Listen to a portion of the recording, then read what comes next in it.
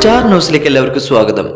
തനിക്കെതിരായ സംഘപരിവാർ ആക്രമണം താൽക്കാലികമാണെന്നും മടുക്കുമ്പോൾ നിർത്തുമെന്നും റാപ്പർ വേടൻ. സംസാര സ്വാതന്ത്ര്യമുള്ള നാടാണ് നമ്മുടേത്, ആ വിശ്വാസത്തിലാണ് പാട്ട് പാടിയതെന്നും വേടൻ പറയുന്നു. കൊച്ചിയിൽ മാധ്യമങ്ങളോട് സംസാരിക്കുകയായിരുന്നു വേടൻ.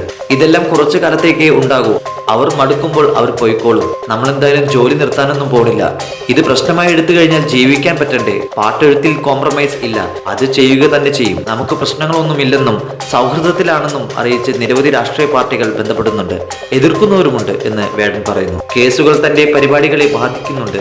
തൊണ്ട പ്രശ്നമായതിനാൽ 2 മാസത്തേക്ക് ബ്രേക്കിലാണ്. ജനങ്ങൾക്ക് നമ്മളോട് ഇഷ്ടമുണ്ട്, വലിയ ഊർജവും ഉത്തരവാദിത്വവുമാണ് ഇതെന്ന് വേടൻ പറഞ്ഞു.